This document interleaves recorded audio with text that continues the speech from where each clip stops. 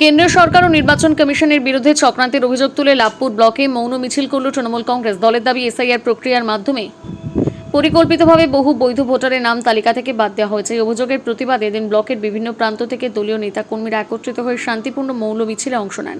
হাতে প্ল্যাকার্ড নিয়ে তারা ভোটাধিকার রক্ষার দাবিতে সরব হন, যদিও কর্মসূচি ছিল সম্পূর্ণ নীরব। কি হয়েছে? আমার কি হবে, আমার নাম তালিকায় আসেনি। আমার ছেলের হয়েছে, আমার বৌমায়ের হয়েছে, আমার নাম আসেনি, আমারটা বাতিল করে দিয়েছে। আমি লাভপুরেরই বাসিন্দা, লাভপুরেরই বৌমা। এখানে আমার শ্বশুর বাড়ি, আমার স্বামীর এখানে জন্মস্থান লাভপুরেই। আর লাভপুর ব্লক, লাভপুর পঞ্চায়েত, লাভপুর সব, লাভপুরেই আমার সব কিছু। তাহলে আমি কিসের জন্য আমাকে ডিলিটটা করলো? ছেলে আছে, স্বামী আছে, বৌমা আছে, চাইছেন? এখন আমার তালিকায় নাম বঞ্চিত করেছে, আমার নাম চাচ্ছি। আপনার নাম? আমার নাম জেলেখা বিবি, বাড়ি কোথায়? পশ্চিমপাড়া, লাভপুর পশ্চিমপাড়া। নাম বাদ দিয়েছে, হ্যাঁ, নাম বাদ দিয়েছে, কে নাম বাদ দিয়েছে? Vote commissioner. এখন কি চাইছেন? ওর নাম চাইছে, নাম চাইছে। হয়রানির মুখে পড়তে হচ্ছে। কঠিন হয়রানি, 5-6 মাস থেকে হয়রানি। আপনার নাম?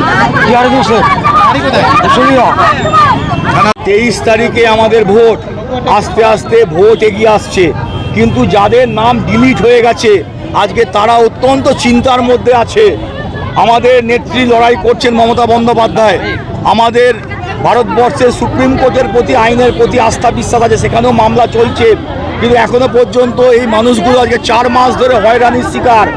আজকে প্রথমে বিডিও অফিস, সেখান থেকে এসডিও অফিস, সেখান থেকে আজকে ট্রাইব্যুনালে অ্যাপিল করা।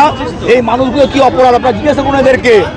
এরা তো বাংলাদেশি নয়, এরা তো রোহিঙ্গা নয়, এরা তো এই দেশের, এরা তো এখানে জন্মগ্রহণ করেছে, এখানে বড় হয়েছে। এদের বাপ দাদা নানা তারা সব তো এখানকার, এদের আব্বা আম্মি এখানকার, এদের দাদু ঠাকুমারা এখানকার। এদের কেন আজকে চক্রান্ত করে এদের নাম বাদ দেওয়া গেল? আজকে তারই প্রতিবাদে আমরা মৌন মিছিল করলাম, যে এই আস্থা বিশ্বাস দেওয়ার জন্য যে আপনাদের পাশে মমতা বন্দ্যোপাধ্যায় আছে, অভিষেক বন্দ্যোপাধ্যায় আছে, তৃণমূল কংগ্রেস আছে। কোনো দল তো এদেরকে নিয়ে ভাবছে না।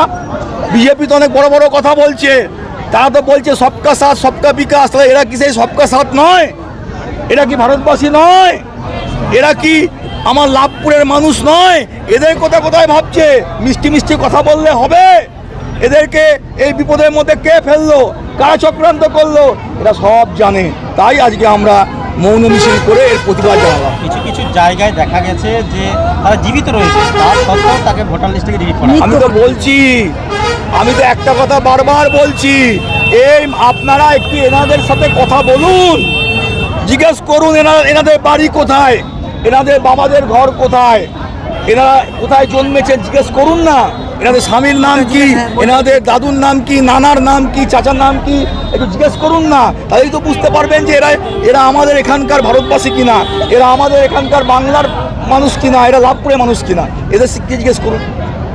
অন্য প্রসঙ্গে দাদা, সংখ্যালঘু সম্প্রদায়ের মানুষ বলে কি এত অন্যায় অবিচার? দেখতে পাচ্ছেন তো, সারা বাংলার জন্য দেখতে পাচ্ছেন, আপনারা নিজেরাই তো দেখতে পাচ্ছেন, আপনারা তো সাংবাদিক, কিভাবে এই চক্রান্তটা করছে। বিজেপি আজকে একটা ঘিরে পড়েছে। খাবো না, মারবো না, কি করছে সেই দেশের নাগরিক দেশেই থাকে। কাজের সঙ্গে যুক্ত মাস্টারমশাইরা তাদেরকে নিয়ে